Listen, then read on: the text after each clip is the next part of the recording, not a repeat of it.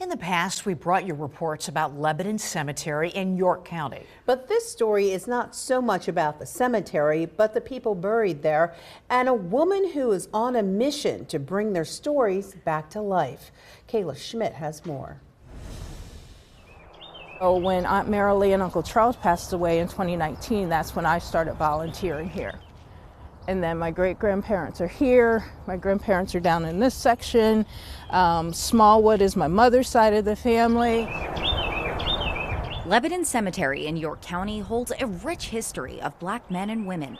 But it wouldn't be uncovered without people like Samantha Dorm, who discovered the work the cemetery needed, along with the stories of others. You're up here in the midst of a storm. You can just see it's like a river coming down through. Dorm says it takes a lot. Through the nonprofit Friends of Lebanon Cemetery, volunteers help with a tremendous amount of upkeep on the grounds.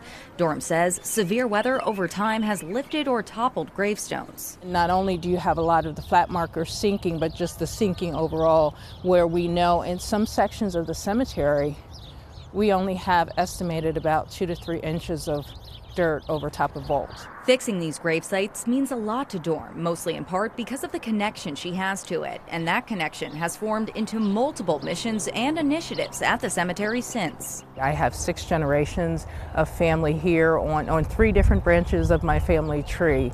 And it just really took on a life of its own from there. Beyond just the physical aspect of what we do with cleaning the stones, resetting the stones, it's really about telling their stories. Dorm says telling those stories goes hand in hand with providing proper gravestones with accurate names and dates. On top of toppled stones, she says many were buried without one because of the color of their skin. We have many, I will say, dignitaries. We have people with both national and international fame that are buried here on our grounds, and we weren't celebrating them. But now those stories are being celebrated by Samantha and a new initiative telling the stories of the 688, the only Black female battalion in the European theater during World War II, and other women that served. We found that a significant number are buried in unmarked graves. Dorm got to work partnering with the NAACP, National Cemetery Association, and Pennsylvania Hollow Grounds. This truly is a movement. Kicking off a mission to get those women and others proper military headstones. We do have Miss Louise K. Jenkins.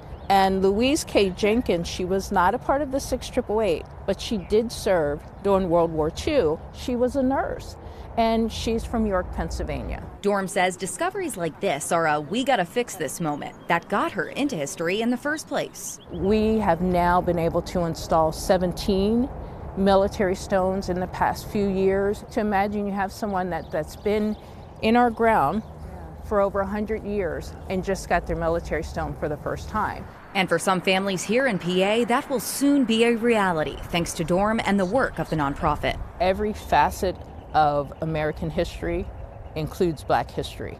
And so we're going to continue to tell the stories. And for Dorm, as she works to help uncover them, she says she's learned more of her own history, still looking for the headstone of her great-grandfather, who she hadn't seen a photo of until now. As far as, that journey when I was able to finally see a picture of my great-grandfather, my brother looks exactly like him. So someone who, I'm on this journey to find this gentleman, not realizing I was looking at his face my entire life. Kayla Schmidt, ABC 27 News.